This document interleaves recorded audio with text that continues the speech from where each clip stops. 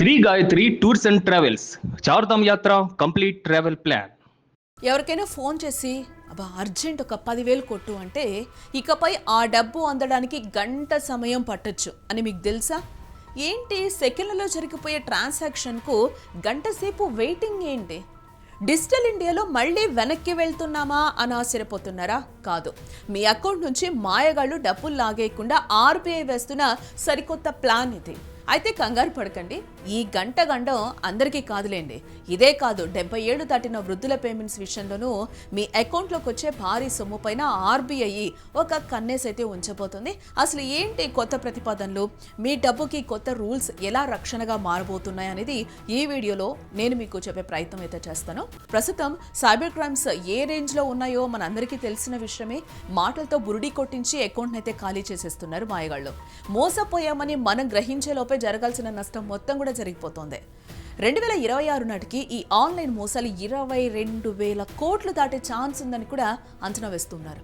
అందుకే RBI cooling period అనే అస్త్రాన్ని అయితే సిద్ధం చేస్తుంది. కొత్త అకౌంట్లకు 10,000 పైన పంపితే అది గంట పాటు హోల్డ్లో ఉంటుంది.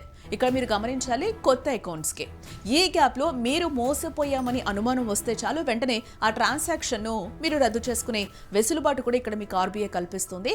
మరి అందరికీ ఈ వెయిటింగ్ టెన్షన్ ఉంటుందా అంటే అస్సలు ఉండదు. మీరు రెగ్యులర్గా డబ్బులు పంపే ఫ్యామిలీ మెంబర్స్ లేదా ఫ్రెండ్స్ పేర్లను వైట్ లిస్ట్ చేసుకుంటే వారికి ఎప్పటిలాగే క్షణాల్లో డబ్బు అందుతుంది, మీరు పంపించుకోవచ్చు కూడా.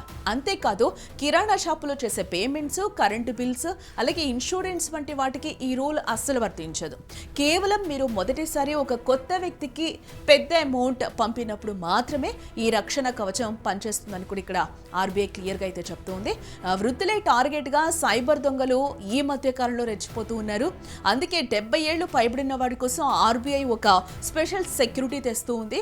ఇకపై సీనియర్ సిటిజన్లు 50,000 కంటే ఎక్కువ డబ్బు ఎవరికైనా పంపాలి అని అంటే మాత్రం కేవలం వారి అనుమతి ఉంటే సరిపోదు.